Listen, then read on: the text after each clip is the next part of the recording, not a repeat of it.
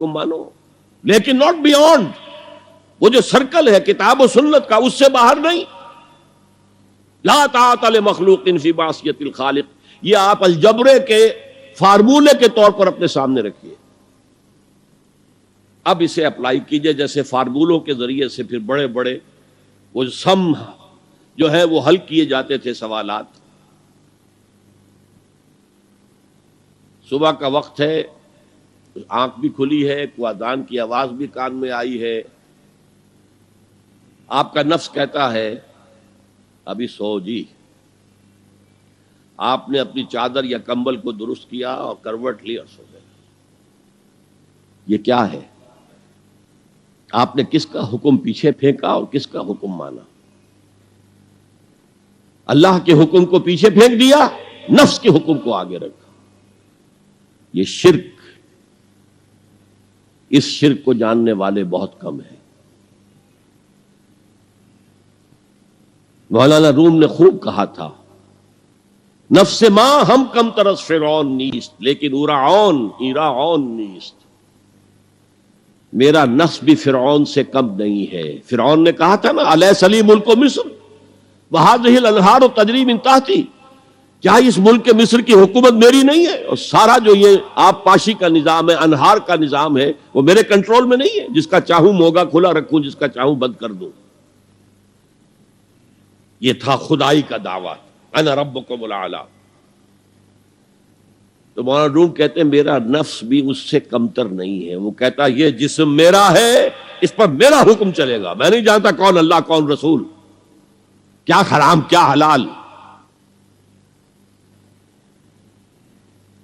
تو فرعون سے کم تو نہیں ہے میرا نفس. لیکن ایراعون، اس کی بہت مدد تھی، فوج تھی، لاؤ لشکر تھا، تو اس نے زبان سے بھی کہہ دیا کھل کر انا ربکم الاعلی. میں مسکین ہوں، غریب ہوں، میرے پاس کوئی طاقت نہیں ہے، میں زبان سے تو کچھ نہیں کہہ سکتا، اندر سے میرا نفس یہی کہتا. یہ نفس کی حکومت قرآن کہتا ہے. میں حیران ہوتا ہوں، دو جگہ یہ مضمون آیا ہے. ارأیت من اتخذ الہہ ہواہ افانت تکون علیہ وکیلا. اے نبی تم نے دیکھا اس شخص کو، اس کے حال پر غور کیا جس نے اپنی خواہش نفس کو اپنا الہ بنا لیا ہے. اللہ اکبر. الہ، لا الہ الا اللہ، کلمہ توحید کا مرکزی لفظ یہاں آ رہا ہے. من اتخذ الہہ ہواہ، جس نے اپنی خواہش نفس کو اپنا معبود بنا لیا، الہ بنا لیا.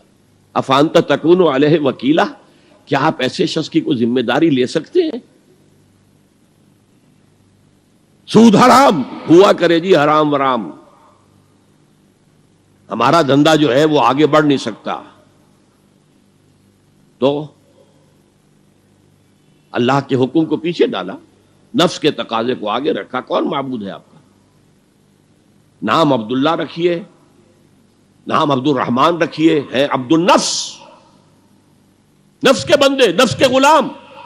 پوچھا گیا ایو الہجرت افضل یا رسول اللہ، اے اللہ کے رسول بتائیے سب سے اعلیٰ ہجرت کون سی ہے، افضل؟ فرمایا ان تہجر ما کرہ ربک، ہر اس چیز کو چھوڑ دو جو تمہارے رب کو پسند نہیں. آج رات ہی سے آپ ہجرت شروع کر سکتے ہیں. جائزہ لیجئے کیا کیا چیزیں میری زندگی میں خلاف شریعت ہیں جو اللہ کو ناپسند ہے. فیصلہ کیجئے کہ آج کے بعد نہیں ہوگی. ہجرت شروع ہو گئی. افضل الہجرہ، سب سے افضل ہجرت شروع ہو گئی. المجاہد من جاہد نفسہ، جہاد تو یہاں سے شروع ہو گیا، اپنے نفس کے خلاف جہاد کرنا. صبح نفس نے کہا ابھی سو جا، آپ نے نفس کی بات کو رد کیا، اپنا کمبل اٹھا کے پھینکا، اٹھے، وضو کیا، نماز کے لیے آپ مسجد چل دیے. آپ نے جہاد کیا نفس کے خلاف. یہ افضل الجہاد ہے. اور سب سے چوٹی اوپر یہ ہے کہ جب وہ حق و باطل کی جنگ ہو تو جان ہتھیلی پر رکھ کر میدان میں حاضر ہو جاؤ. افرأیت من اتخذ الہہ ہواہ افانت تکون علیہ وکیلا.